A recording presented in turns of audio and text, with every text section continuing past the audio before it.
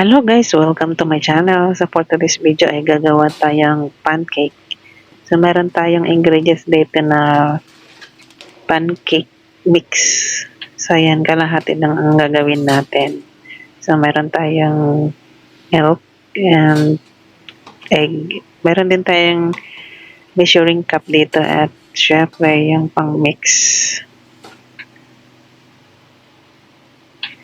So yan guys ang ating ingredients. At meron din tayong non-sticky pan.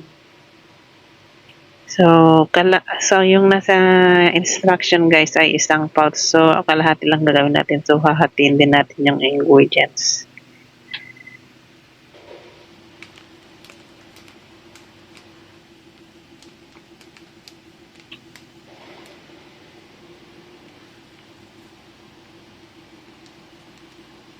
So ayan, kalahati lang ang lalagay natin kasi konti lang ang kailangan natin.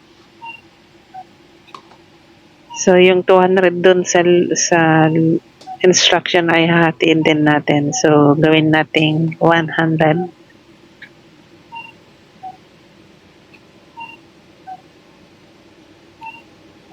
Ayan, 100 ml.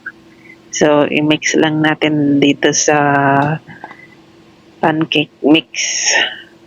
And lagyan din natin ng konting oil.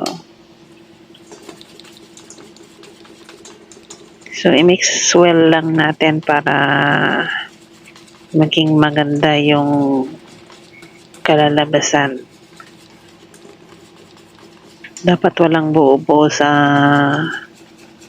flour niya. Then idagdag natin yung isang egg. So i-mix well lang natin.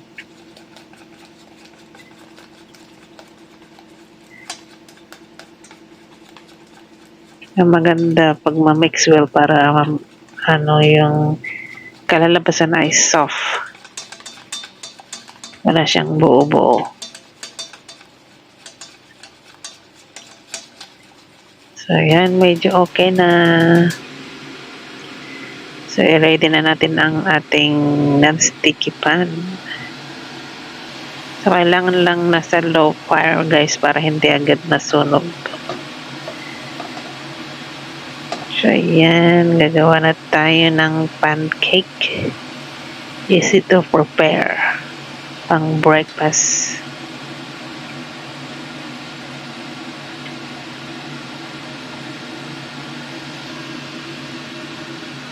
Maganda yung timpla nito guys kasi hindi siya gaanong matamis. Tama lang sa panlasa. So ayan, napakasimple. Para ka na rin nagluto ng egg. One done. So luto pa tayo.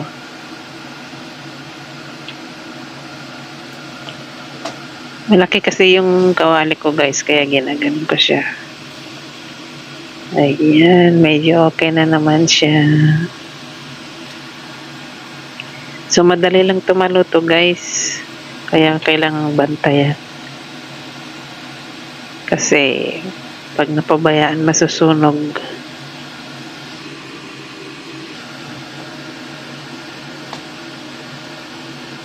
Ayan, okay na naman siya. Tada!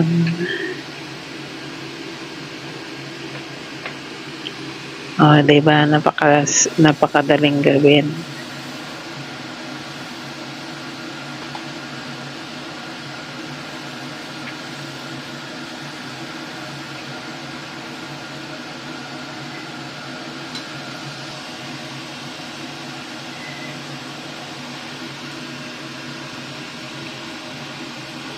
Ayan, malapit na namang maluto. So, babalik ta rin natin kasi madaling masunog.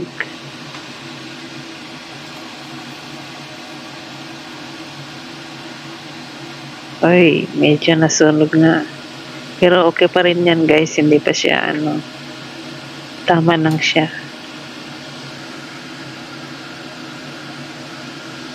So, yung fire is nasa low fire lang siya. So, talagang madali siyang maluto. Ayan. So, yan guys. Ganyan lang kasimpleng magluto ng pancake. Pwede nyo tong lagyan to guys ng chocolates pag kinain nyo.